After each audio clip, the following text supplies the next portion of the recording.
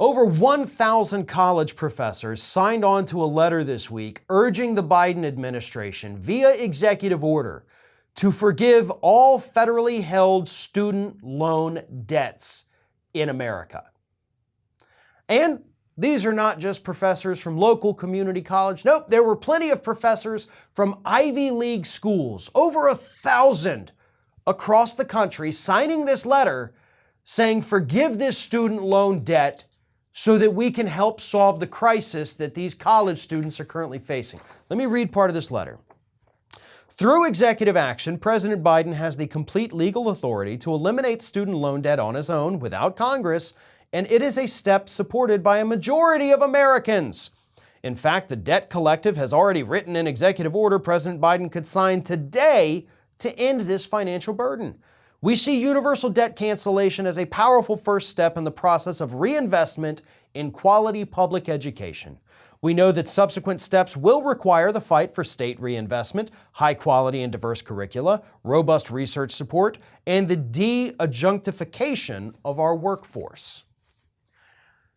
You see, the people taking out the loans, by the way, are not the only ones suffering right now in this current crisis. We have seen college after college after college move more and more professors to being adjunct professors. And they do this so that they can pay them less, which of course paying them less pushes good teachers out of the profession because they can't make enough to survive.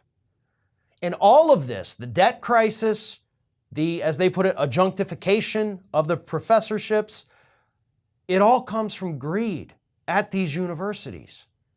The greed that has driven up tuition costs, forcing people to take out bigger loans. So with all that extra money they're getting, you would think, okay, well, maybe we can pay the professors more. Nope, they're screwing them over too, so they can hang on to more of that money. And some of these are schools that are pulling in millions of dollars a year through their sports programs too, by the way. Y'all are making more money than you know what to do with, and you either, of course, just reinvest it into sports and not education, or you just sit on it. You just sit on it and give yourself bonuses, much like corporations do. And that's, of course, another thing that's pissing these professors off. But let's be clear.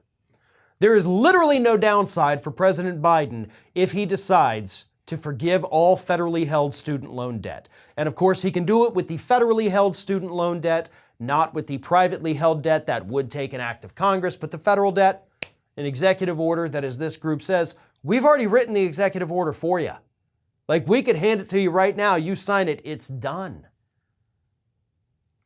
It makes political sense because it would be a huge victory for President Biden heading into the midterms. Democrats would benefit from that, may even save a couple seats because of it. So it's a political win.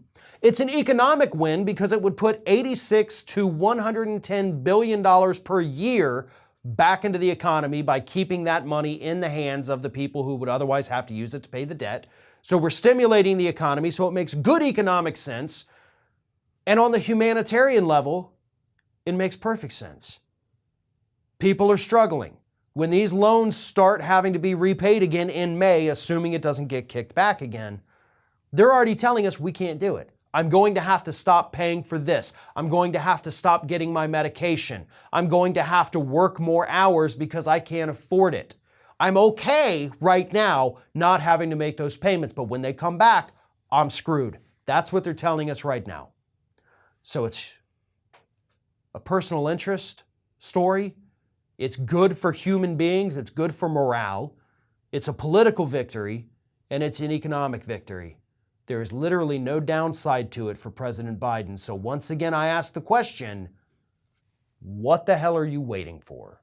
Thanks for watching. And if you like what you saw, don't forget to like, comment, share, and most importantly, subscribe to our Ring of Fire channel here.